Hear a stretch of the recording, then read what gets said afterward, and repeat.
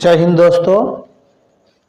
आज आप लोगों को पढ़ाएंगे बीसी और एडी में क्या अंतर होता है। बीसी को और किस किस नाम से जानते हैं, एडी को और किस किस नाम से जानते हैं, क्या होता है बीसी का फुल फॉर्म और क्या होता है एडी का फुल फॉर्म, बीसी का प्रयोग इतिहास में कहाँ किया जाता है, एडी का प्रयोग इतिहास में कहाँ किया जाता है। आओ आज सीखते हैं बीसी और एडी में अंतर। यह इस प्रकार हम स्पष्ट कर सकते हैं कि बीसी का मतलब होता है ईसा मसीह के जन्म से पहले। अगर हम एडी का मतलब बताएं तो एडी का मतलब होता है ईसा मसीह के जन्म से बाद। एडी का मतलब होता है ईसा मसीह के जन्म से बाद और बीसी का मतलब होता है ईसा मसीह के जन्म से पहले। अगर मैं फुल फॉर्म की बात कहूं तो बीसी का फुल फॉर्म होता है क्या, देखते हैं ये जरा। अगर मैं बीसी का फुल फॉर्म की बात करूं तो बीसी का फुल फॉर्म होता है बिफोर क्राइस्ट, ईसा पूर्व। बिफोर क्राइस्ट, ईसा पूर्व, ये बीसी का फुल फॉर्म होता है। अगर मैं एडी का फुल फॉर्म की बात करूं तो एडी का फुल फॉर्म होता है आफ्टर डोमिनी। क्या होता है? आफ्टर डोमिनी, या एडी को हम एनो डोमिनी भी कहते हैं, एनो डोमिनी भी कहते हैं। ईस्वी, जिसे हम लोग लिखते हैं ईस्वी, ऐसे से देखा होगा कहीं ईस्वी लिखा होता है, ईस्वी इस प्रकार भी लिखा होता है ईस्वी। और देखा होगा बीसी लिखा होता है ईसा पूर्व, ऐसे लिखा होता है ईसा पूर्व, ये लिखा होता है। तो जो ईसा पूर्व लिखा होता है उसकी इंग्लिश बीसी होती है और जो एडी होता है उसमें ईस्वी लिखा होता है, शार्ट में ई लिखा होता है। और अगर हम वर्तमान समय में बात करें तो वर्तमान समय में हम बीसी को एक अन्य नाम से भी जानते हैं और वर्तमान समय को बीसी के स्थान पर देखा होगा, यह आपको लिखा मिलेगा बीसीई। बीसीई इसका फुल फॉर्म होगा बिफोर कॉमन इरा। वर्तमान समय में बीसी के स्थान पर बीसीई का प्रयोग होने लगा है, जिसको बिफोर क्राइस्ट को दूसरे नाम से जानते हैं बिफोर कॉमन इरा। और जो एडी है इसको हम अब वर्तमान समय में सीई के नाम से जानते हैं, जिसको कहते हैं हम लोग क्या, कॉमन इरा। तो इसे कॉमन इरा के नाम से जानते हैं, इसे बिफोर कॉमन इरा के नाम से जानते हैं। वर्तमान समय में हम बीसीई और सीई का प्रयोग करने लगे हैं, जहां पर बीसी और एडी का प्रयोग होता था। अब इसको कैसे हम लोग समझते हैं, जैसे एक शब्द है, अगर एडी की बात करें, किसकी बात करें, एडी का। अगर मैं एडी की बात करूं तो एडी एक लैटिन शब्द का जो हमारा क्या है, एनो डोमिनी है एडी का फुल फॉर्म। तो एनो डोमिनी शब्द लैटिन शब्द का है, लैटिन भाषा का शब्द है एनो डोमिनी, जिसका अर्थ होता है हमारे ईश्वर। इसका क्या अर्थ होता है, हमारे ईश्वर, इसका यह अर्थ है। और ये कौन कह रहे हैं, हमारे ईश्वर, ईसा मसीह के मानने वाले लोग कह रहे हैं। ईसा मसीह पैगंबर हुए हैं, उन्हीं के मानने वाले कहते थे कि हमारे ईश्वर का अर्थ है क्या, एडी लैटिन महाशब्द, इसका अर्थ है हमारे ईश्वर, हमारे ईश्वर का अर्थ है। और एसी जो चलता है, जो बीसी चलता है, वो ईसा मसीह के जन्म से घटते हुए क्रम में चलता है। मतलब जो बीसी चलेगा, क्या चलेगा, बीसी या बीसी चलेगा, वो सदैव अवरोही क्रम में चलता है। क्या चलता है, अवरोही क्रम में चलता है। ये अवरोही क्रम में अर्थात घटते हुए क्रम में चलता है।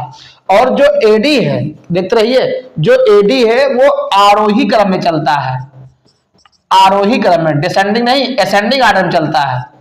तो एडी असेंडिंग ऑर्डर में चलता है और बीसी आरोही क्रम अर्थात डिसेंडिंग ऑर्डर में चलता है। और इन दोनों का प्रयोग इतिहास में हम किस प्रकार करते हैं, थोड़ा हम उदाहरण के माध्यम से आप लोगों को समझाएंगे कि कैसे हम एडी और बीसी का प्रयोग हम इतिहास को पढ़ते समय करते हैं। यह जानना बहुत जरूरी है, वरना हम इतिहास को पढ़ते रहते हैं, जान नहीं पाते हैं कहाँ ईसा पूर्व है, कहाँ ईस्वी है, बस अंदाजे में पढ़ते रहते हैं। इसलिए अंदाजा न लगाएं, गहराई से जानें, ताकि हम सही इतिहास का अर्थ समझ सकें, सही इतिहास का मतलब समझ सकें, सही इतिहास का मीन समझ सकें। तो आओ देखते हैं ऐसा हम बीसी और एडी का प्रयोग इतिहास में करते हैं। आइए मानते हैं, अगर देखा जाए तो कभी तो एक ईस्वी रही होगी, कभी तो एक ईस्वी रही होगी और जब कभी तारीख 1, महीना 1 और सन 1 तो रहा होगा, कभी तो तारीख 1, महीना 1, सन 1 तो रहा होगा, तभी तो आज 2025 चल रहा है, मतलब 2025 साल बीत गए हैं। तो जब 1-1-1 अर्थात 1 ईस्वी को ईसा मसीह का जन्म हुआ था, याद रखिएगा 1 ईस्वी को ईसा मसीह का जन्म हुआ था।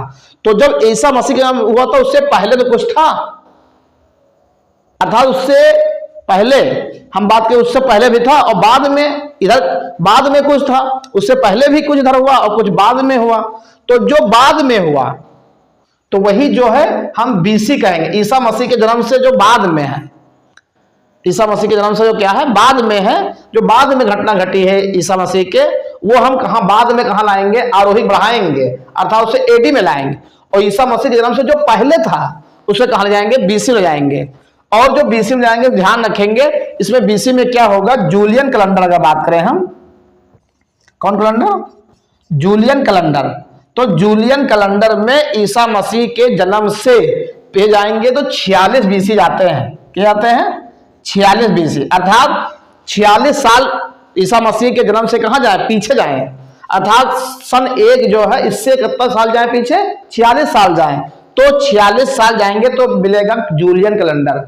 और विक्रम संवत अगर और चले जाए पीछे हम, ईसा मसीह के जन्म से और चले जाए पीछे, तो विक्रम संवत में हम जाएंगे 58 साल पीछे, बीसी लिखा हुआ 58 साल जाएंगे पीछे, मतलब 58 साल 2025 में और जोड़ना पड़ेगा। तो 2025 में जब 58 साल और जोड़ेंगे तब विक्रम संवत में जाएंगे। और हम लोग विक्रम संवत का कैलेंडर हिंदू कैलेंडर अपनाते हैं, हिंदू कैलेंडर में विक्रम संवत अपनाते हैं जो 58 साल 2025 से पीछे जाएगा।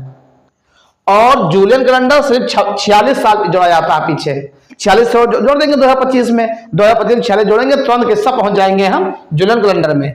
आइए इस तरह देखते हैं, पहले वाला जो शक संवत है, अर्थात ईसा मसीह के जन्म से जो बाद में जो घटना घटी है, तो जो शक संवत है, कौन संवत, शक संवत। तो जो शक संवत है उस शक संवत में ज्यादा नहीं, बस 78 साल एडी होता है इसमें, अर्थात 78 एडी है। ईसा मसीह के जन्म से 78 साल बाद जो भी इधर घटना घटी है बस एडी चालू हो गया। और उधर देखेंगे शक संवत के बाद अगर देखेंगे तो हिजरी कैलेंडर, जो मोहम्मद साहब हिजरत किया था, मक्का से मदीना गए थे, तो उसको हिजरत कहते हैं अरबी में, और उसे 622 इस एडी से जोड़ा जाता है। तो 622 देखेंगे तो ये हिजरत कैलेंडर है, हिजरी कैलेंडर है, जो मोहम्मद साहब ने हिजरत किया था, मक्का से मदीना गए थे तो 622 में गए थे। तो ये आप लोग जान लीजिए अरबी कैलेंडर है, ये शक संवत कैलेंडर 78 एडी।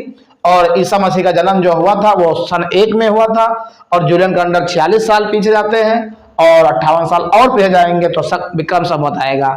अब हम कुछ बात कर ले दशक, जैसे दशक में 10 वर्ष की अवधि को दशक कहते हैं, 10 वर्ष का अवध होगा, टाइम होगा तो उसको हम दशक कहते हैं। सिल्वर जुबली 25 वर्ष की अवधि को सिल्वर जुबली कहते हैं। गोल्डन जुबली को हम 50 साल की अवधि को गोल्डन जुबली के नाम से जाना जाता है। और डायमंड जुबली 60 वर्ष पे मनाई जाती है, हर 60 वर्ष पर डायमंड जुबली की अवधि पूरी जाती है तब डायमंड जुबली मनाया जाता है। प्लेटिनम जुबली की बात करें 75 वर्ष पर प्लेटिनम जुबली मनाया जाता है, जब 75 साल पूरे होते हैं तो प्लेटिनम जुबली के नाम सुनाया जाता है। और शताब्दी या सदी, शताब्दी और सदी 100 वर्ष की होती है, 100 वर्ष की एक शताब्दी होती है या एक सदी होता है 100 वर्ष का। तो जब 100 वर्ष पूरा होता है तभी हम जो है शताब्दी मनाते हैं। जैसे हमारा देश 1947 में आजाद हुआ था, तो अब 2047 में एक शताब्दी पूर्ण होगा, एक सदी पूर्ण होगा, तो 2047 में 100 साल भारत की आजादी के पूरे हो जाएंगे। तो बस आज के लिए इतना ही, ये वीडियो देखते रहिए और हमारे चैनल को जरूर शेयर करिए, सब्सक्राइब करिए और हमें सपोर्ट करिए। बस आज के लिए इतना ही। जय हिंद, जय भारत।